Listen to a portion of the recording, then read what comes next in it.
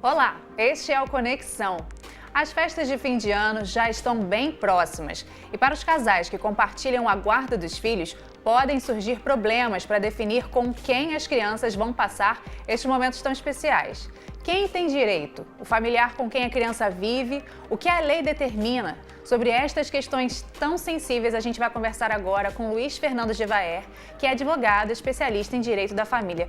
Doutor Luiz Fernando, muito obrigada pela sua participação. Eu é que agradeço, um prazer estar aqui no Conexão. Eu acredito que seja uma discussão bem sensível em alguns casos, né? Realmente aumenta o número de pessoas que entra na justiça para poder pedir a presença dos filhos nessas festas? Porque nessas festas de fim de ano, parece que sentem mais falta, os casais divorciados sentem mais falta dos seus filhos mais próximos, né? Porque, principalmente em idade pequena, as crianças são muito importantes nessas festas de fim de ano, né? Porque há uma comemoração, uma confraternização da família e muitas vezes o casal, ainda magoado pela ruptura, tenta se atingir um ao outro através dos filhos. Isso é muito nocivo porque as crianças sofrem muito e também a justiça é muito acionada.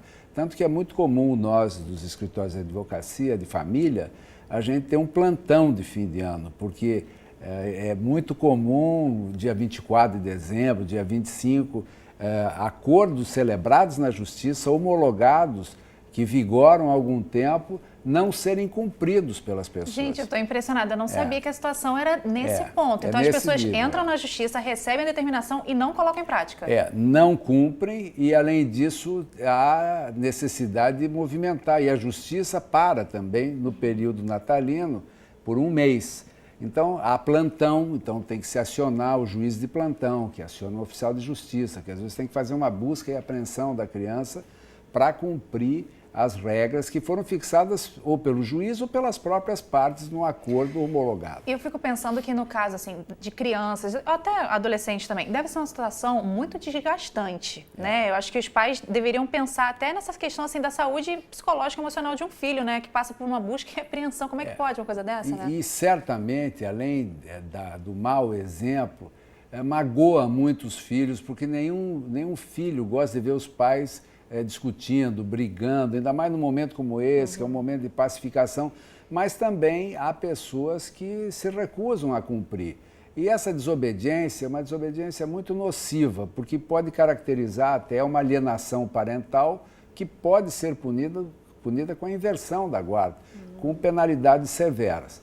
Porque, afinal de contas, o que está em jogo é o direito das crianças estarem com seus genitores nesse período, e esse é um direito recíproco. E qual que é a base, qual que é o determinante? Por exemplo, o pai ou a mãe com quem as crianças moram, ele tem algum privilégio, prevalência ou não? É caso a caso? Não, é conforme os interesses das crianças e um equilíbrio depois da ruptura do casal, porque evidentemente não vai ser a mesma coisa, a não ser que haja circunstâncias geográficas que facilitem isso. Os pais são próximos, moram um perto do outro, então as crianças podem desfrutar, e esse é o ideal, né?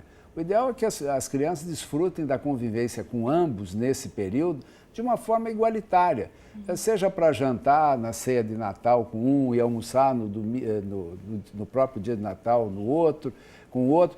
O importante é que as partes tentem se entender, mesmo que seja temporariamente para este assunto. E as crianças são ouvidas nesses casos? A maioria delas sim, a partir de uma determinada idade ou quando possam se expressar livremente, mas é unanimidade. Se as crianças forem ouvidas, vão dizer, nós queremos que os nossos pais, de presente de Natal, parem de brigar. Ai, gente, é complicada a situação, muito complicado. Né? O que a pessoa, para ela poder passar o Natal, ela tem que se programar para fazer esse pedido, né? Tem que fazer com antecedência? Com antecedência e, inclusive, ainda que haja acordo, tem que combinar, porque não é automático. Muitas vezes as pessoas se valem de estratégias. Por exemplo, mas não me avisaram que essa vez seria no endereço tal, ou seria uma ceia na casa da avó, uma ceia na casa de alguém, de um primo, de um parente. E aí, sob essa falsa justificativa, não entrega. Entendi. Então é importante deixar tudo muito claro, as regras têm que ser claras e bem fixas, assim, para não permitir interpretações. O ideal é que tenha hora para chegar, hora para sair, momento de iniciar, momento de encerrar.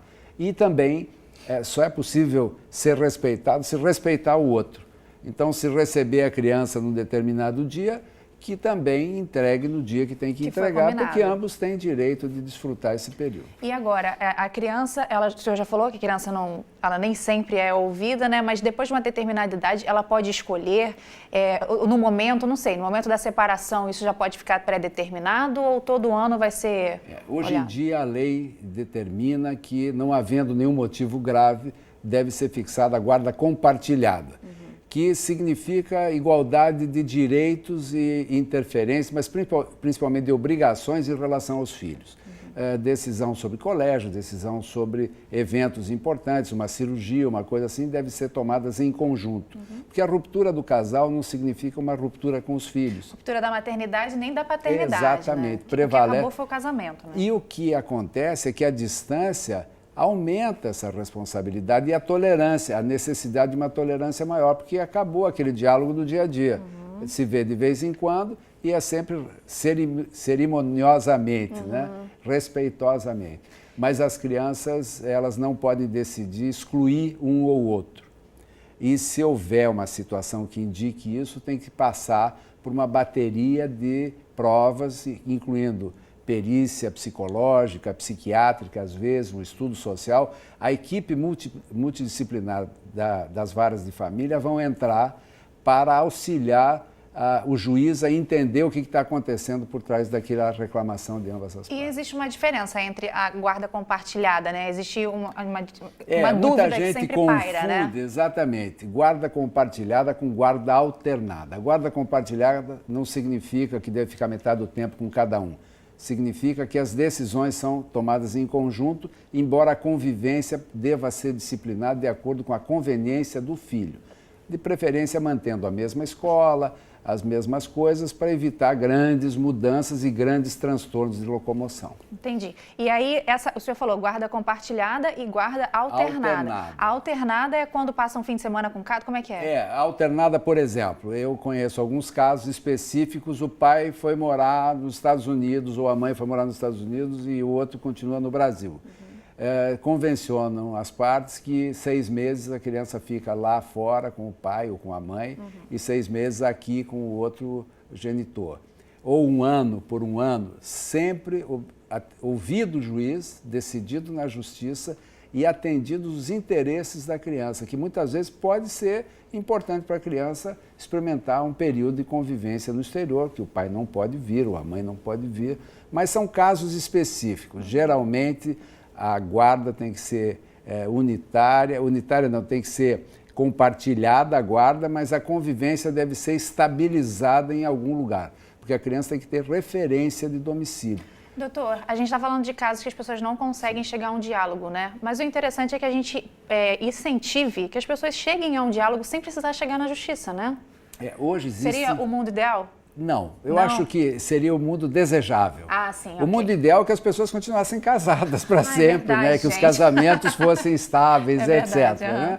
Mas o mundo desejável é que, não havendo essa possibilidade, que as pessoas tenham respeito um pelo outro. Hoje existe uma série de ferramentas na justiça, de técnicas à disposição das pessoas, sem precisar pagar nada, como mediação, como negociação. Existe a advocacia colaborativa, em que os advogados, o juiz, o promotor, assistente social, todo mundo está em volta daquela família para encontrar pacificação. E não precisar chegar à justiça para resolver. Às vezes precisa chegar à justiça para resolver, porque às vezes o desentendimento das partes gera uma falha na comunicação tão importante que as pessoas não conseguem conversar. Mas existem facilitadores, por exemplo, os religiosos, as pessoas de mais experiência. É bom sempre ouvir os bons pais, as boas mães, os parentes próximos, os avós. Então, às vezes um conselheiro, às vezes alguém que seja uma pessoa reconhecidamente equilibrada, com bom senso, pode ajudar, mesmo, né? Pode ajudar bastante. E os advogados de família hoje estão muito preparados para darem essa ajuda. Tá ótimo. Muito obrigada pela sua participação. Eu que agradeço, foi ótimo. Foi ótimo mesmo, muito obrigada. Tá bom, Tiramos obrigado. nossas dúvidas, não é mesmo? Se você quiser rever esta entrevista ou a outras, basta acessar o futuraplay.org. Até a próxima!